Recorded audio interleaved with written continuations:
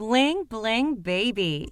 Rappers are known for adorning themselves with expensive jewelry. But which rapper has the most expensive chain in the world? Why y'all put y'all dead friends on the back of the chain? I put baguettes on the back of my chain. Double-sided. Look at me, son. Look at me. Number 10. Little John's Crunk Ain't Dead chain is made from 18-karat gold. Yeah!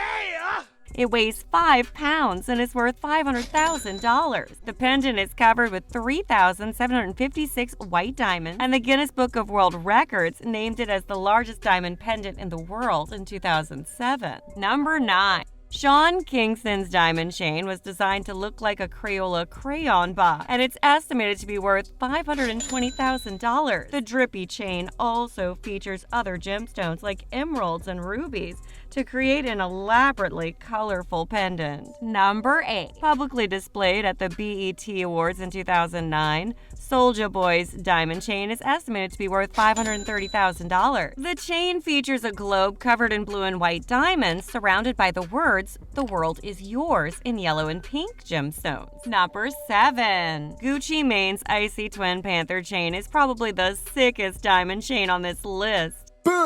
And it's worth $560,000. The iced out chain is made up of white gold and features a total of 4,600 white diamonds. Number 6. Takeoff Solar System chain is said to be worth $600,000. The gigantic diamond chain features iced out stars, a massive sun, and 3D planets.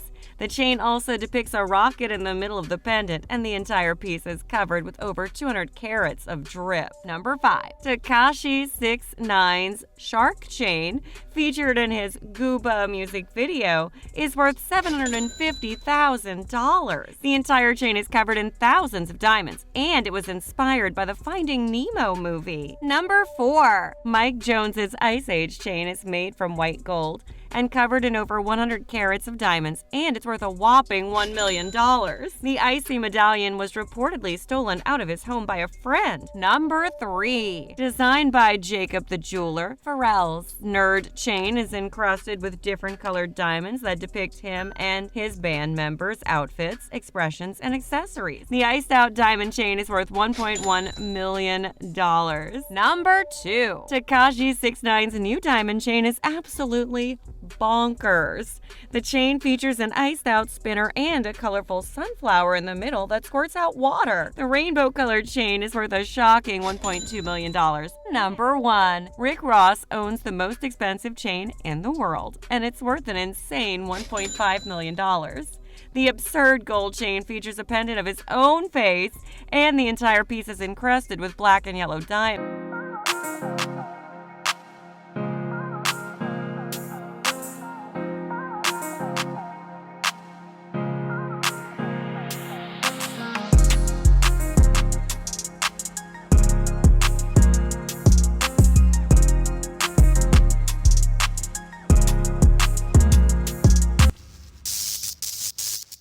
System malfunction. I remember O'Shea Duke Jackson used to say, "The buffoonery is at an all-time high." If you ever want to get a clear example of what lack looks like and those that have poor mindsets, just turn to the African American culture and you'll get a clear representation of what that looks like. I'm not just making this up. We all saw the same thing. The most expensive top 10 diamond gold chains held by black rappers. But sadly, these are the examples that are put forth as tokens of success to the African American youth in these communities. I would bet with a high level of certainty that the vast majority of these people come out of economically deprived communities where their families had real struggles and they didn't have much. But it appears that once they get a little bit of money, they forget about all that because it's clear that they're only working with half a deck upstairs. These people got pea brains because they have bought into a propaganda that has told them that they need to go spend exorbitant amounts of money on rocks that come out of the ground. All this madness started with a propaganda campaign by a Jewish company called the De Beers, where their slogan was "A diamond is forever." And that message told men that they needed to go out and buy expensive diamond engagement rings in order to properly solidify their vows. I did the math on those 10 chains. We're talking more than $10 million. That's $10 million that can help out their economically deprived community members. That's $10 million that can help pay off some college debt or tuition. How about you get together and collaborate and build something like YouTube, a social media platform, where you have full control of the messages that are delivered. I have an idea. How about taking some of that money and putting it into mentorship programs for some of these youth who are on the wrong track and need a little bit of help finding their way? Nope, none of that's important. But what is important is the illusion that you got it all bolted up and you're doing big things.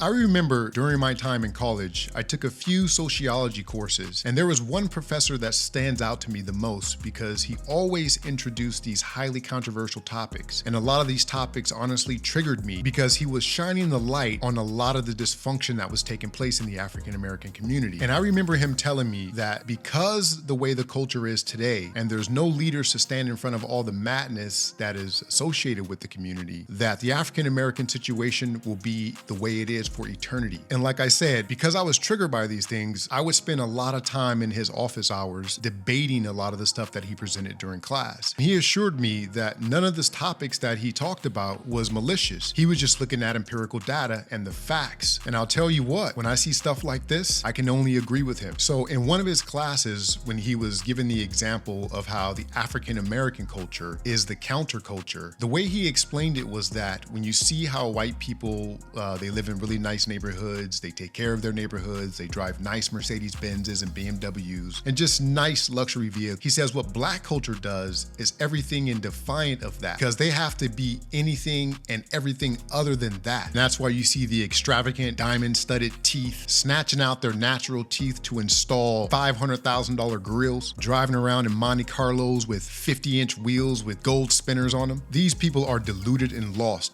And mind you, this professor was an Asian guy. I don't know any intelligent mind out there. I mean, you think of all the big important people in the world. I mean, think about the big banking institutions, these massive law firms, huge engineering companies, Tesla, Microsoft. You just don't see them presenting themselves to the world like this. They don't get on camera with this extravagant attitude, looking like circus animals for the world to see. And sadly, what these individuals do, that perception gets extrapolated out to the world, and that idea gets blanketed over all black people. But what really aggravates me is that when I think about all of the carnage and the fighting and the heartache that the people from the 60s and the 50s and the 40s went through for the purpose of laying down a smoother path for those that came after them, this is their repayment for all that heartache. My advice is that start presenting yourselves in a more professional manner, especially if you are put on stage and on camera where you have kids who came from the community that you came from looking at you as an example. Because the one you're setting, walking around through the world with gold teeth in your mouth and spending money on $500 to $1 million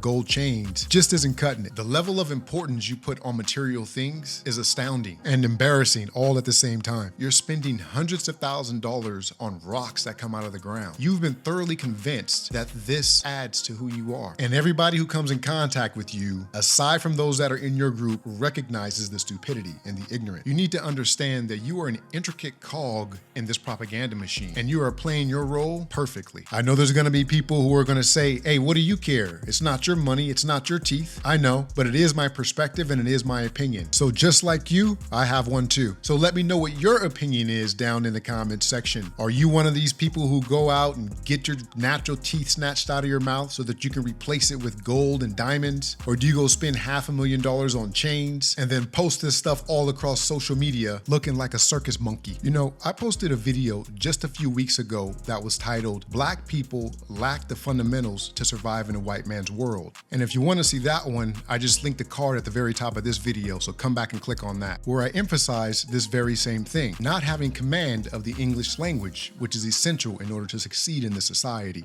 The cool thing about it is that these people parade around like they're big bosses and they're financially literate and they're making good decisions with their money. But the moment they open up their mouth, it becomes apparent that they're at the bottom of the food chain when it comes to intellect. The big brrrrrd piece, you know what I'm saying, is how we go about too. Big man, it is what you can hear us holler out a lot.